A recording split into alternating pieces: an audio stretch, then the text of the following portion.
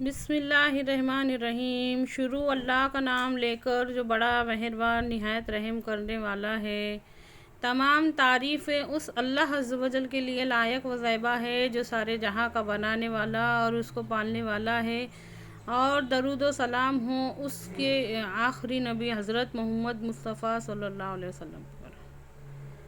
اچھی طرح سے دھیان دے کر سنیے ان باتوں کو اور اینڈ تک سنیے، اللہ کے واسطے اچھی طرح سے دھیان دیجیے۔ اللہ کو بھی ماننا ہے اور اللہ تعالیٰ کے حکموں کو بھی ماننا ہے۔ مطلب کیا ہے اس کا؟ اللہ کو بھی ماننا ہے، اللہ تعالیٰ کو بھی ماننا ہے اور اس کے حکموں کو بھی ماننا ہے۔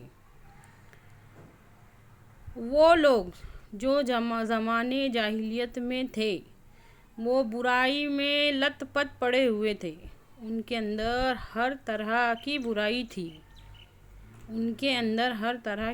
تھی، ہمارے نبی پاک صلی اللہ علیہ وسلم جب کلمہ حق لے کر کھڑے ہوئے، جب دعوت حق لے کر کھڑے ہوئے، تو جو آپ صلی اللہ علیہ وسلم کی دعوت پر لبیک کہتا، آپ صلی اللہ علیہ وسلم کی دعوت قبول کرتا، اشہد ان لا الہ الا اللہ و اشہد ان محمد عبدہ رسولہ، میں گواہی دیتا ہوں اللہ کے سوا کوئی معبود نہیں، یا پھر میں گواہی دیتی ہوں کہ میں اللہ کے سوا کوئی معبود نہیں اور محمد صلی اللہ علیہ وسلم اللہ کے بندے اور ان کے رسول ہیں۔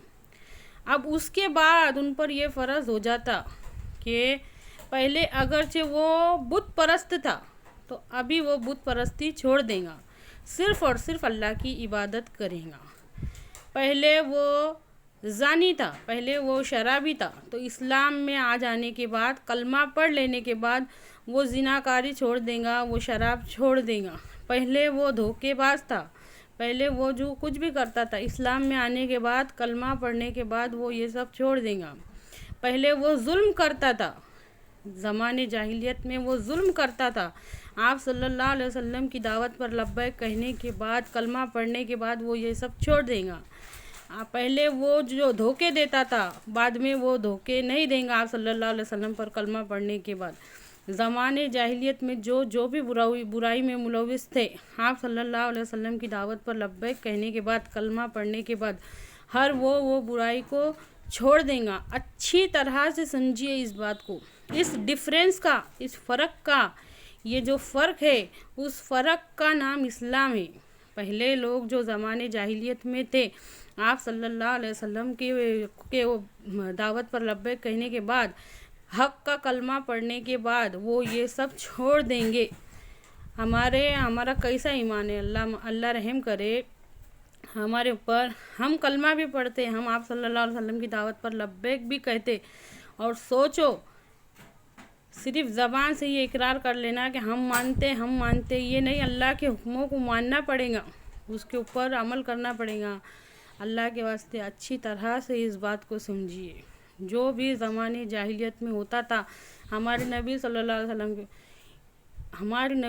علیہ وسلم کی دعوت پر لبیک کہنے کے بعد، آپ کلمہ پڑھنے کے بعد، وہ سب، اور صحابہ رضی اللہ تعالیٰ نے عمل کر کے بتائے، برائی کو بھلائی میں بدل کے بتائے، آج ہمارے اندر وہ پاور نہیں ہے، اللہ کے واسطے بات پر دھیان دو۔ ہمارے سب کے دل کی یہ خواہش ہے کہ ہمارے بچے کو، ہم اتنا سا کانٹا چبھنا برداشت نہیں کرتے، نہ خود کو چبھے نہ ہمارے بچوں کو چبھے۔ اچھی طرح سے سمجھو، عمل کے اوپر غور نہیں کرتے، ہمارے عمل کیسے کافرانہ عمل ہے۔ اللہ کے واسطے غور کرو، یہ فرق تھا اسلام کا۔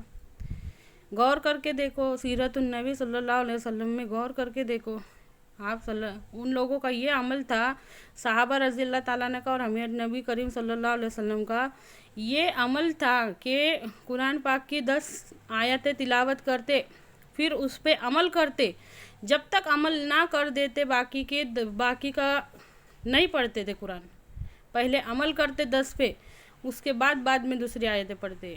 اللہ کے واسطے غور کر دو، ہمارا عمل بہت تھوڑا ہے، ہم معاملات میں پیچھے، ہم معاشرات میں پیچھے، ہم عبادات میں پیچھے، ہم اخلاق میں پیچھے، ہر بات میں پیچھے۔ یہ وجہ ہے کہ آج مسلمان ذلیل ہے۔